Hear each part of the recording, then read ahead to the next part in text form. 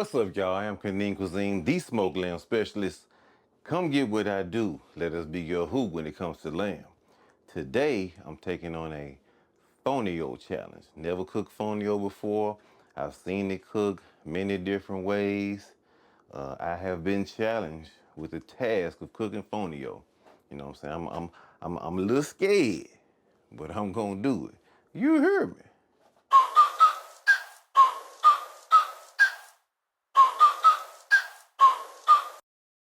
Yeah, man, it's time. All right, we're gonna do Fonio today. That's my challenge. Like I said, I ain't never cooked this before. I seen it done a bunch of ways, but one person made me feel real comfortable doing it. It is Mama Matters with Jess. That's her cooking show right there. Now, when I saw her make Fonio, I was like, I'm gonna go ahead and do it. I'm gonna stop being scared. I'm gonna go on take on this challenge and do this Fonio. But the way she did hers, she had, I believe, water, and she cut it with coconut milk, and it seemed pretty cool. So what I'm gonna do with mine is I'm gonna take coconut milk and I'm gonna mix it with dashi.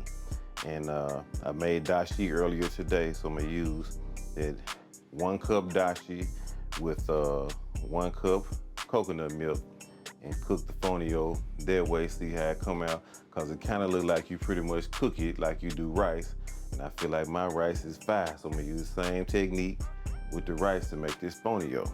Now, if you don't know anything about Fonio, Fonio is a African grain.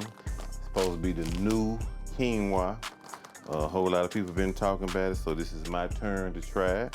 It's at Whole Foods. Whole Foods don't pay me. This is where I saw it. I saw it at Fresh Market too. This is the plain version. Is what I'm doing today, because as a chef, I always like to taste something at the bare minimum, just basic level, so I can kind of understand what it do, what it don't do. So we're gonna use the basic plain version today. But they also have a they call this a yassa version. It has onion, lime, and chili in it. I don't know what that tastes like. And they have a jollof version, which is tomato, onion, and garlic. But they got 3 different kinds. Like I said, we're gonna roll with this plain one today. And this is 1 cup of Fonio right here. I don't know if you can see that on the B-roll cam there, but it looks like sand. It's very fine, like sand. It looks like you shouldn't be eating it, kind of. I don't know, but people say it's good. It takes on the flavor of what you cook it in. So we're gonna roll with this quinoa. But my idea was, with this Fonio, I wanted to do a Filipino barbecue shrimp, so I can kind of have like a shrimp and grits type of thing, but it ain't gonna be shrimp and grits. It's gonna be shrimp and Fonio with a Filipino type of spin on it. So that was my idea. We're gonna roll with this, see how I do. So let me move these over here to the side. Put it over there right there. And we're gonna start off with this Filipino barbecue sauce right here. So put this on. Oh, let me stop. Let's do these ingredients before I get to going, because I know y'all want to know what make this a Filipino barbecue shrimp. So we got some Tony Chachere, I don't know. Y'all know I'm talking about, that green little bottle with the Cajun seasoning. That right there. We got 1 tablespoon of that. We got some black pepper. We got some minced ginger. We got minced garlic. We got some crystal hot sauce. We got some banana ketchup. I know you like banana ketchup. What the hell is that? Banana ketchup is a Filipino ingredient. It don't taste nothing like ketchup. It's more like of a banana pudding type of flavor with like a tub of tomato. Banana pudding with like a tub of tomato. That's the best way I can explain it. And then we got Silver Swan soy sauce, which is a Filipino soy sauce. This was supposed to be calamansi juice. Calamansi juice is a Filipino citrus plant. It's hard to find unless you in the Philippines or you on the West Coast, but they do have it at the store. But this time that I went, they didn't have any calamansi juice, so I had to make a substitution because calamansi juice is pretty much the flavor of lemon, lime, and orange juice all at the same time. So what I did, I got me an orange, a lemon, and a lime. I pressed all three of them. It's a combination of all three right here. So that's gonna mimic the flavor of calamansi juice. Not all the way, but it's the best thing we could do. We got some Heineken here, because this beer goes in this shrimp sauce. And we got some shallot right here that's gonna go in this Fonio. I'm gonna saute the shallots and put a little Moscato in there for some acidity. And then we're gonna cook up the Fonio. And then we got some spring onions right here. We got the whites and lights in here, because I like the white part and the green part. And we're gonna use that as a garnish. And of course, a little diamond crystal salt, because we don't use table salt for the table, if you gotta use it. So now, we're gonna get started on this cooking. Now we're gonna heat this pan up some. I'm always excited to try something new. If you've been following me a while, you know I'm always trying something new. I just love new things. Just help me grow and expand my perspective on food, help you come up with more ideas for other things. Let me get my little trusty dusty tool here. This Fonio thing, I've seen the texture of it kind of look like cream of wheat. I ain't grew up on cream of wheat. Probably been something I said no to growing up. But you know, since on my culinary journey, I like to try more things. Like I said in the beginning, I didn't like nothing. I ate about 10 things. I wasn't trying nothing. But once I started cooking and trying and these things that chefs were recommending, or once I saw how something was prepared and why they did what, I started trying things. So once I started getting these new flavors, I just been sprung ever since. So, you know, we gonna do this here today, see how it turn out. Put a little oil in here. We're gonna start off with this ginger first, because ginger can take some cooking.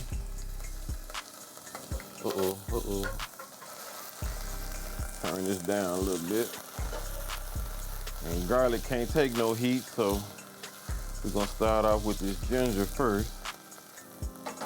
Then we're gonna come with this Cajun seasoning and this pepper. We're gonna toast it up a little bit, let the flavors bloom. Oh yeah, you can really smell it. When you toast your spices, it make them wake up. They show up a little better when you do it like that. Then we're gonna come with this garlic. Cook it for about 30 seconds. Garlic most times can't take about 30 seconds worth of cooking before it starts turning bitter on you. And we definitely don't want no bitter garlic. We're gonna stop right there. You can smell it, it's changing already. We'll come with this beer.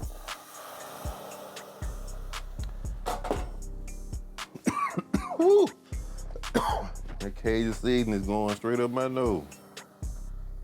All right, we got this beer. Gonna come with this hot sauce. Gonna put some of this silver swan up in here. Then gonna come with this banana ketchup. If I can get that all out of there. It's kind of like got a jelly-like texture. I should have kept the bottle on the table so y'all can see what it looked like, just in case you want to try this recipe. Some of y'all might be adventurous and be like, yeah, I'm gonna go on and try that right there. You know. All right, let me turn this up some more. Bring this to a good little boil.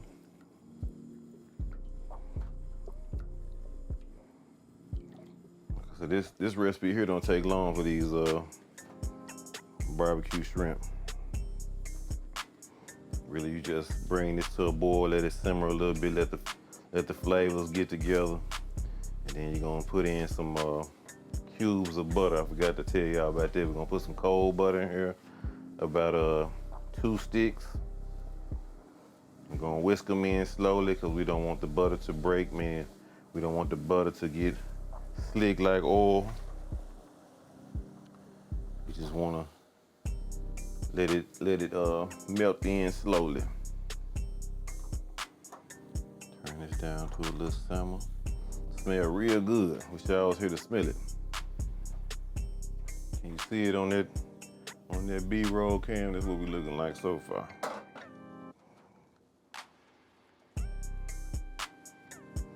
And ain't no need to add no salt because you got that Cajun seasoning. You know, Cajun seasoning is quite salty.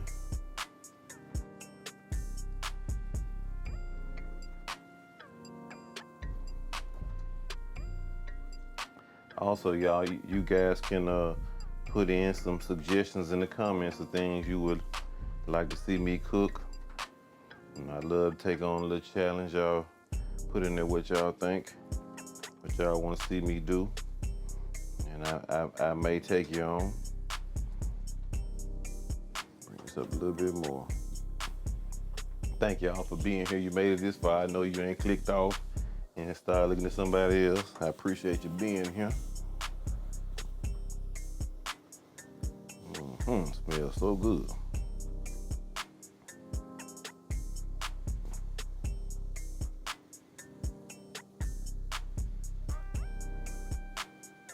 And people that's afraid of alcohol, putting beer in and stuff, alcohol gonna be gone once you done cooked it a minute or so. That alcohol gone. You ain't gotta worry about that. Tell your grandmama, your auntie, them, it's all right.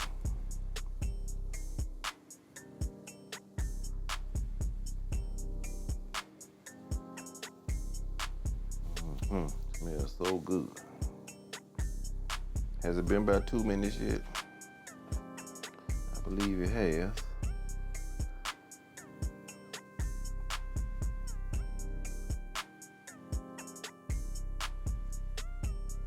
Okay, let me do a little taste test, see where we at. See if it's time for something else.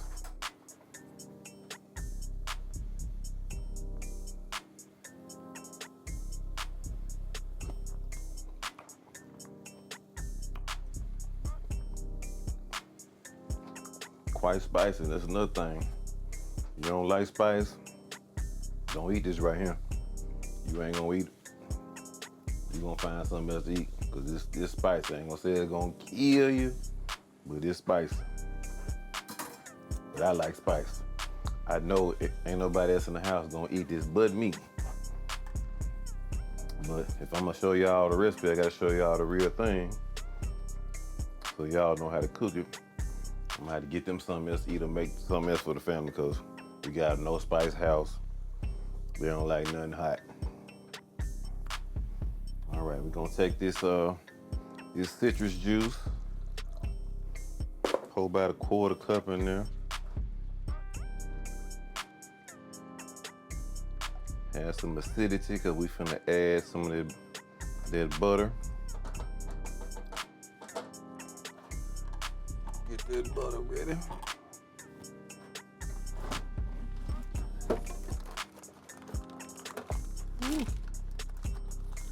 Like I said, it's gonna take about 2 sticks of butter for this to come out right.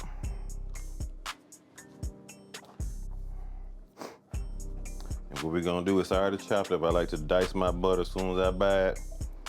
I like to go on, dice it up into cubes, so it ought to be portioned out.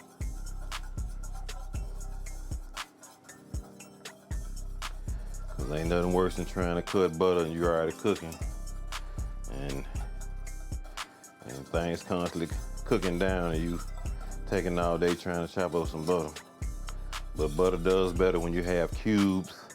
It's able to incorporate better when you, instead of having a big old chunk to take all day, and it's more likely to not emulsify properly.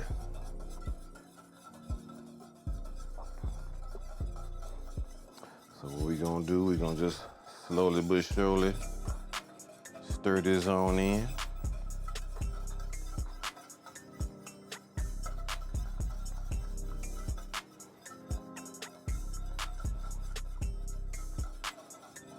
while I'm stirring, let me give y'all some more little info about me. Used to be a barber for a long time. Used to cut hair every day. Cut hair, that was it. Used to spend a whole lot of time standing up, sometimes 16 hours, cutting hair before I became a paramedic. And I used to love the freedom of being self-employed. It was quite a great thing. I thought I would never work for nobody, nowhere, get no paycheck. I said I'd never not cut hair. I really believed it. And then my wife one day said, we need you to have a job. You got a steady check. We need some benefits, cause you cutting hair, you ain't got no benefits. You sick, you just sick. If you don't go to the barbershop, you can't make no money. You ain't got no off days.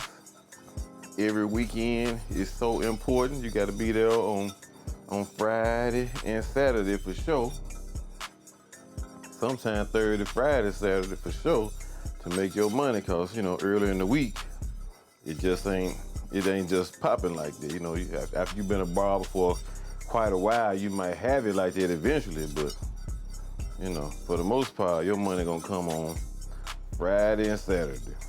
And then, say for instance, the weather bad or folks just ain't coming, you don't make no money, or you gonna make way less than you thought you would. So, in order to have steady income, that's how I got into being a paramedic. One of my customers said he worked for the fire department. He was like, man, we just work 10 days a week. That's it, we don't be doing nothing. And I heard that 10 days a month. I heard that, and that's all I need to hear. I was like, ooh, I can still cut hair and work 10 days a month, and I'll be straight. Not knowing, that fire department, that's a real deal job. That's some hero work right there. But all I knew was I wanted to do 10 days a month, still cut hair. I thought it wasn't gonna be nothing. I thought since I was so tall and big, they wouldn't want me to be on top of no buildings, putting out no fires and all that right there. Like, I know I ain't got to worry about that. But lo and behold, that don't matter. You're gonna get on top of that roof and do whatever you got to do. So once I found that out, I had to not be no firefighter, because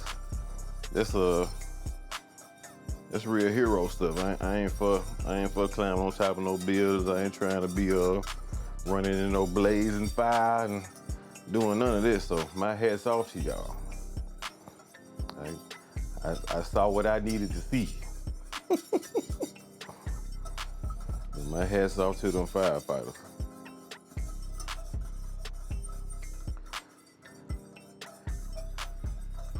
But back to cutting hair though. I used to love the creativity of it. I came up cutting hair in the 80s, so 80s you doing designs. You ain't really got to you ain't really know how to do no fade, no blending and all of that back then. You just get away with doing designs. You can make a design. That's the haircut right there, doing design, and you gonna box up the top because everybody wearing a flat top. And when I first started, it was about 8th grade. Somebody was walking home from school, asked me did I have any clippers. I was like, yeah, I got some clippers. He's like, man, you mind trying to cut my hair, cut me up?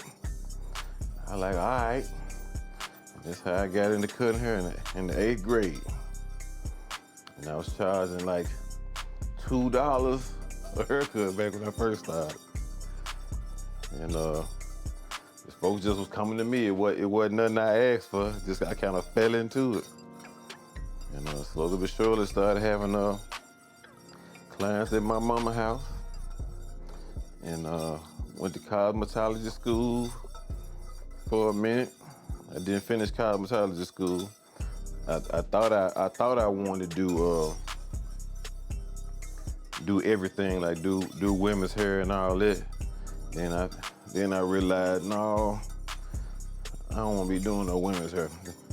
It take too much, and you gotta be I can't relate to women's conversations. So I was like, once I ran across a guy that in the cosmetology school, he was straight barber. He wasn't trying to be no beautician. He wasn't trying to learn nothing else. He was just straight cutting hair. He was pretty cold too back then. He was doing all the little letters, all the little designs and stuff. I was like, well, that's what I want to do. So I let the cosmetology school go and end up going to barber school. And back then, barber school was like $1 an hour. Ebony Barber College. And paid that $1 an hour, and I became a barber. It was back in 1994, something like that. Started cutting hair in North Memphis, in the hood. That's where I learned my little craft in North Memphis. I done cut hair in North Memphis. I done cut hair in Westwood. I done cut hair in the Mound. I had a good little run before I retired.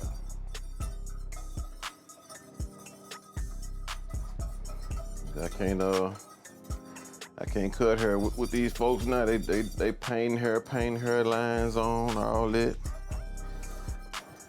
They start painting people up. I had to step on up out of there. That wasn't my thing right there. But my hat's off to you. You know, some of y'all, y'all make their hair look really, really good with that paint. But back in my day, you had to really know how to cut some hair. When somebody say they want a razor line, they want the razor only. You better not come with the clippers and then come back behind with their razors. They'll cut you out. They want you to do the whole thing with a razor, but nowadays, people do a combination of the two. But back then, wouldn't have been no paint or no hair paint, no blend in and all that. It's kind of like a cheat code, but like I said, things change. You have to adapt with the times.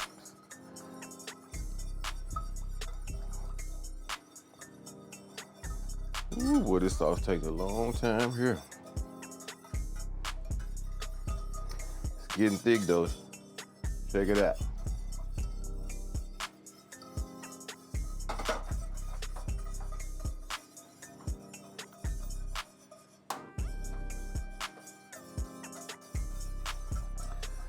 Yeah, slowly but surely.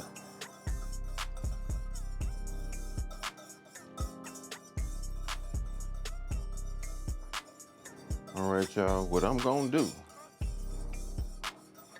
we're gonna take a break and we're gonna zoom into the future. This take a long time right here. We trying not to hold you up too long. We want you to learn something so you can do it too. So we're gonna zoom into the future right now. Let me interrupt your lesson right quick to let you know or remind you that I am Kanin Cuisine, the smoked lamb specialist. I have some of the best smoked racks of lamb you ever had, and it's right here in Memphis, Tennessee. Go to kanincuisine.com for pricing and details, and I swear, if it ever get in your mouth, you gonna come back, you gonna want another one, and I'ma give it to you. All right, y'all. We in the future. We got all our butter in. Hope you can see on the B-roll. Nice and luscious. Gonna taste, see where we at. All right.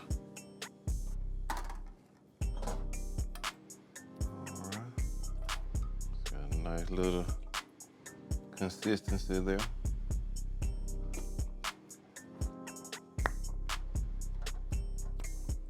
That's good. a little spicy. Adding the butter kind of cut the heat down a little bit, but they still not gonna like it because any sign of spice, my lady's not gonna eat. Just that on that. All right, so now we're gonna move on to the shrimp because we got our sauce. That's gonna stay warm right there. And we're gonna saute our shrimp because I like for my shrimp to be sauteed before I add it to a sauce. You know, a lot of recipes will just say just throw in your shrimp into the juice or to the sauce without it being cooked. Cook it raw, and it's supposed to add flavor to the shrimp, but I just don't believe it. I think you need to go on, cook your shrimp, at least par cook it to get some of that flavor, get that caramelization on there. I like that better than just dumping shrimp into a juice, which will cook it, but you know it's not gonna have as much flavor as you would if you saute it first. So that's what we gonna do.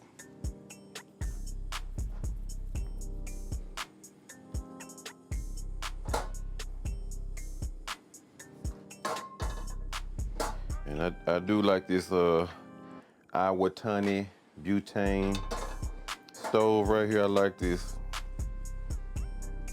Don't cost that much, and it's like having you a real gas stove like this, but you got it in a compact way. So if you want somebody who got a electric stove, that's what it came with in the apartment or the house you got. You can get you one of these little things. You can have your gas stove, because gas to me is like driving a stick. You know, it go fast or as slow as you want it to do. When you turn it off, it's off. When it's on, it's on. But you mess with that electric stove, that thing will be hot way after you cut it off.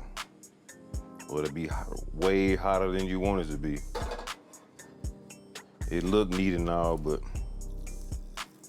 I like that gas. Can't nothing beat that gas though. All right, these shrimp right here, these are size 8-12. I normally like 13, 15, but this is what they had, 8-12. So these are definitely gonna be some big shrimp. The bigger the shrimp, the more of a lobster-like texture your shrimp is gonna have. And if you're not a fan of lobster, then you're not gonna like big shrimp. And my wife, she is not a fan of real big shrimp because she's not a fan of lobster. She'll eat it, but lobster just ain't her thing. But we get some nice shrimp about 13, 15, or some 21, 26 or something like that. She'll do that.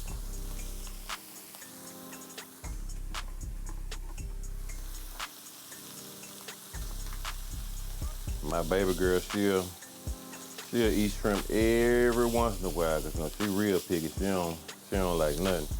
But she will eat a shrimp every blue moon.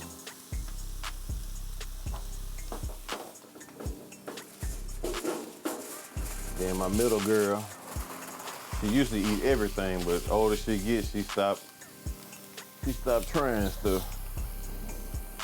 So she might eat shrimp, she might not. But it used to be a time where she'd eat anything.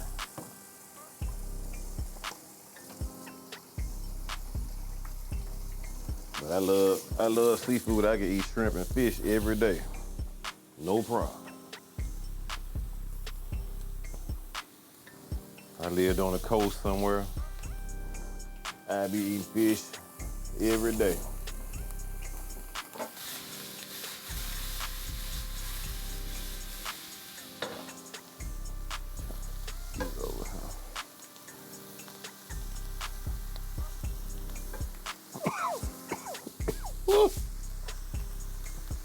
That spice jumping up.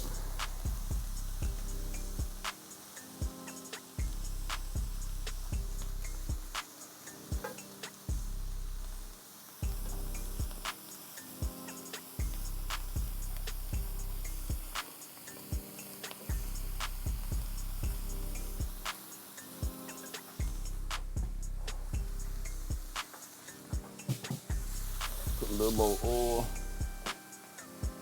Add a little salt. The sauce we got salt in it. I don't want to do too much.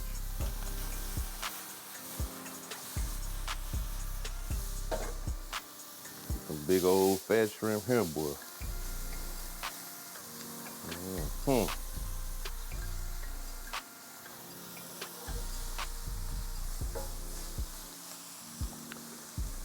Like I said, shrimp don't take that long. So these big, they probably take about 3 minutes or so. If they were smaller, about 2 minutes aside, you'd be cool.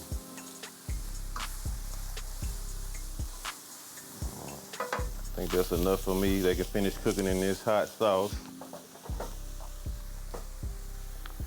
Set it right here.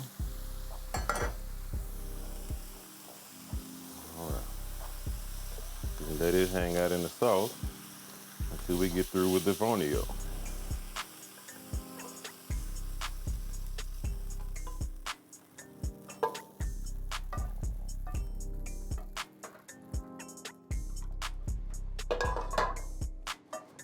Can y'all see that?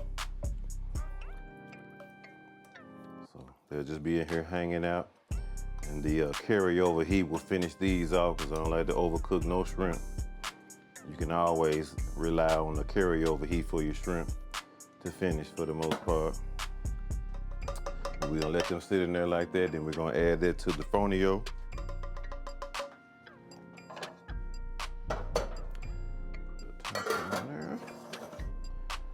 Set that in there.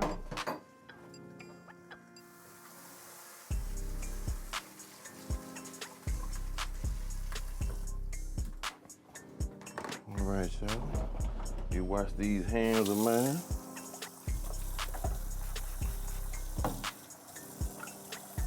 Let me know in the comments what y'all think about the Filipino barbecue shrimp recipe, because that's pretty much it right there. You really can use that as an appetizer right there. You and your lady, y'all can sit down and enjoy that right there. Real simple. Come together real quick. All right. Fonio time.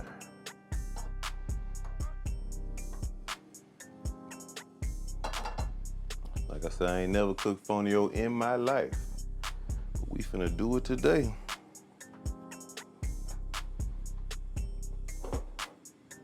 Cool, let me get my wine. You gotta put the wine in there with the shallots.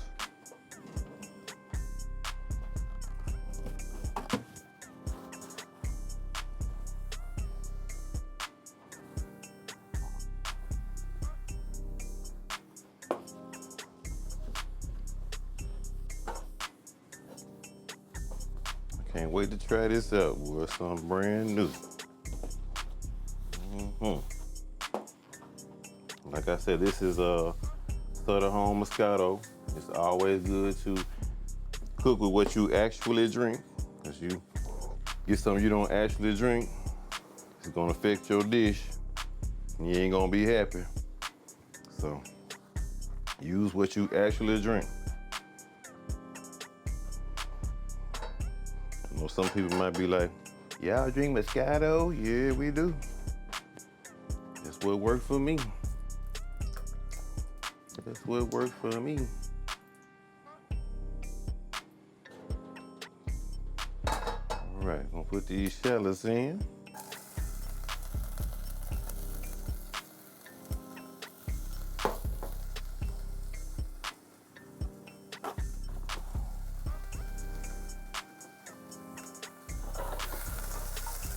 What we're gonna do, we're just gonna lightly saute.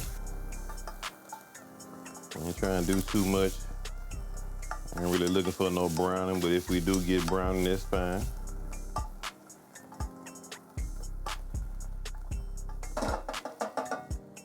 Put a little salt in there. Like I said, this is diamond crystal salt, so you can kind of go ham You ain't gotta be as scary as you would if you was using table salt or kosher salt. You kinda got a little wiggle room with that diamond crystal. All right, we're gonna put in our dashi. Our dashi mixed with coconut milk. I forgot my wine. I forgot my wine.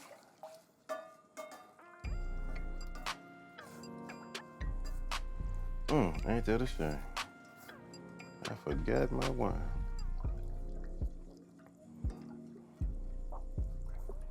Don't y'all do that. Don't y'all forget your wine.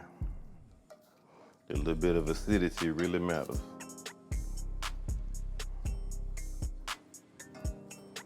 And the reason why I'm not adding it now, because I really wanted it to be evaporated all the way out and then put this in.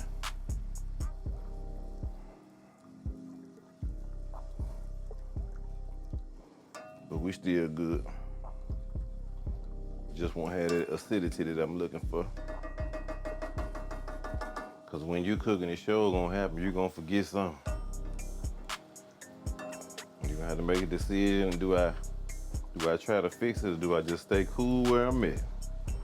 Sometimes staying cool where you at is better than trying to figure something out.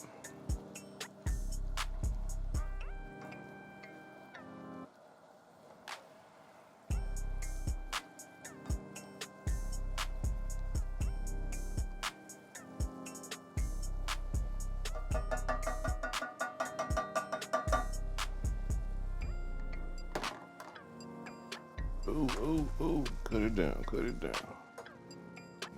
Be careful, because coconut milk will jump up out that pot on you.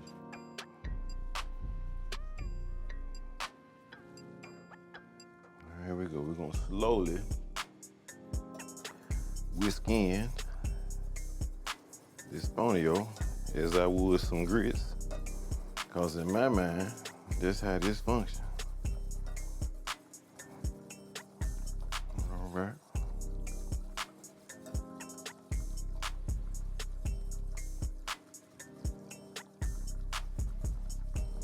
Fonio got a distinct smell too, I'll say that.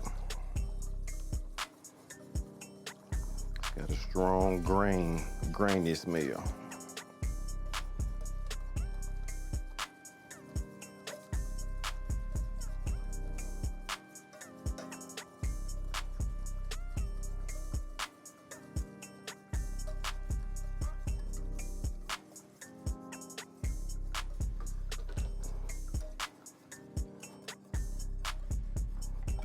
Swell up real fast, I tell you that.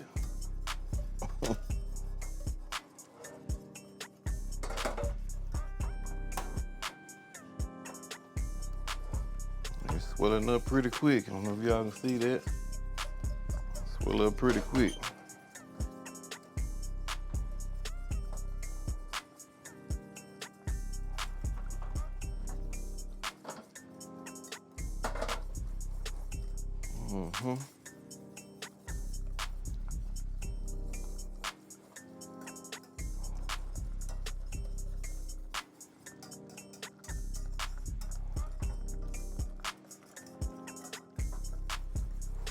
I'm gonna turn that heat all the way off till we need some more heat.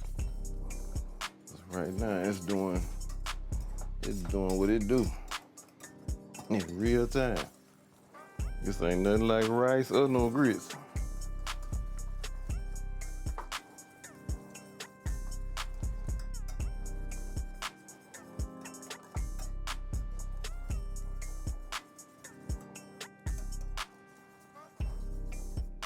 Right now it's looking like some wet sand possibly. Like a porridge type texture. I ain't never had porridge, but this is what I think porridge might look like.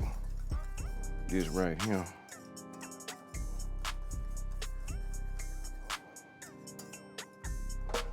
See, it's thick already. I don't know if y'all can see that. It's thick right now.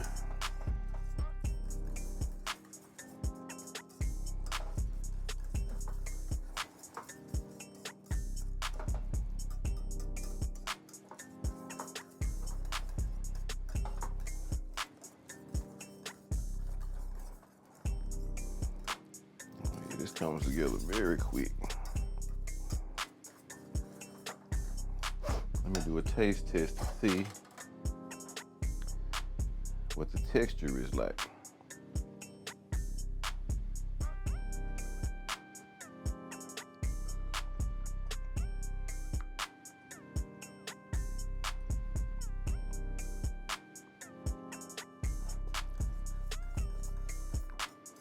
It ain't bad. It's kind of like a fine couscous, like micro couscous. That's what it's got the texture of. I can't say grits because grits ain't this gritty. But it's not nasty. I do see that I could really go hard with flavoring. If I had a really seasoned stock, or want to put some more aromatics or something in here, it can definitely take it, because it's real plain. It's plain for real. So I can see why people might put cloves and star anise and other things that'll help it out, because it needed.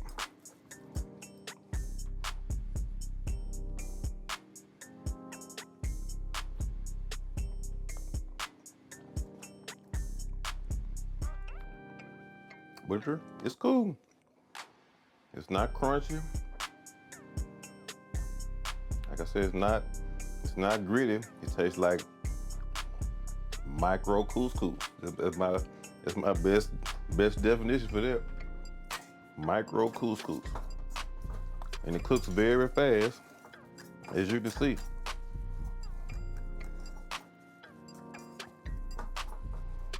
Okay.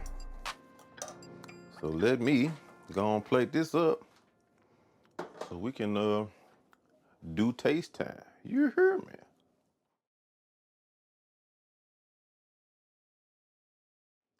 Yeah, man.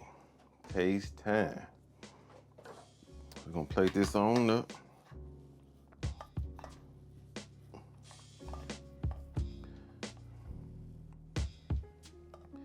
It's a funny texture, so I don't just really know how. I will plate this up. Roll with it right there.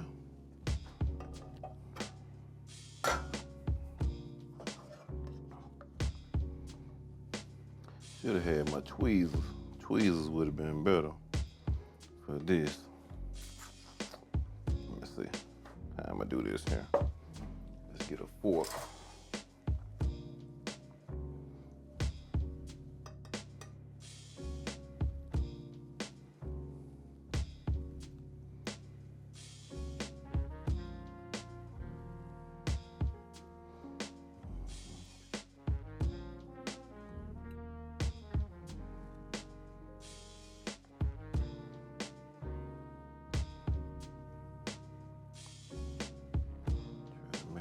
Look as good as possible.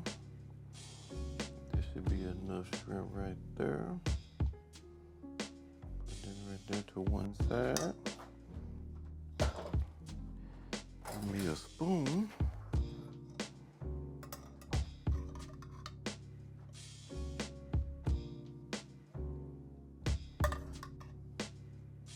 Just drizzle some all up in there. The quinoa need all the juice it can get.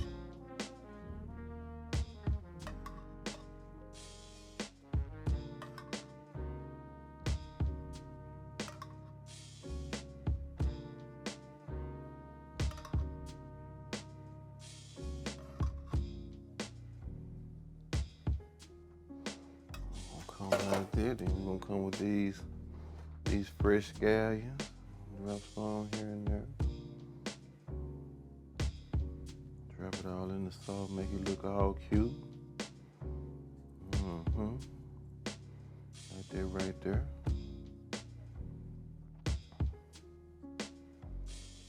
Then, I think I want to put a little shot of that full calamansi juice. Just a little taste. Cut through that little butter that we got We're gonna put a little duca. Just that right there. That little bit gonna go a long way in my mind. So, I don't know if y'all can see that on the B-roll cam there. Got that Fonio with the Filipino barbecue shrimp. Get my little fork. We gonna try this thing. Look like we went somewhere. But we at the house. Make sure I get Fonio don't want to cooperate. All right, y'all.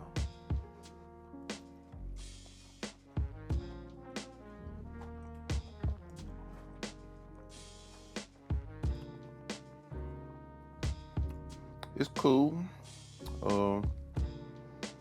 Fonio definitely tastes better with this sauce on it. I had to get used to the texture of it. It's not nasty, it ain't bad. It's just that texture of it takes some getting used to. Especially if you came in the mind of shrimp and grits. If your mind's stuck on that, you might say, nah, I'm cool on that.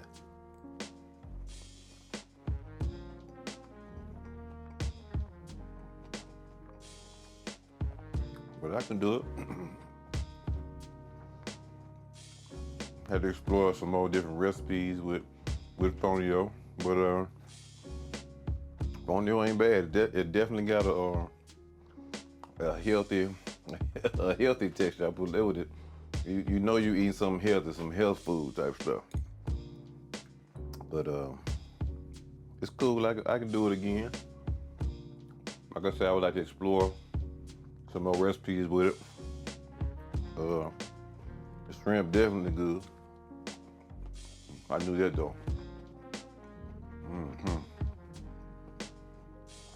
Woo! That's good right there, baby. But that's my Fonio challenge, y'all. I appreciate you checking out the Kanin Cuisine cooking show. If you made it this far, ooh, that means you want to be here. And I'm so thankful for you. I thank the Lord for you. Also, I'm the Kanin Cuisine, the smoked lamb specialist. Come get what I do. Let us be your who when it comes to lamb. My contact info is in the description box. Make sure you check it out and hit me up if you want some of this delicious lamb that we got. So good, from scratch. Blow your mind. When I eat it myself, I just had to giggle because it's so good, I forget how good it is. So, like, share, and subscribe this channel. And once again, you might be scared to do this right here. But if you anything like me, you gonna do it. You hear me?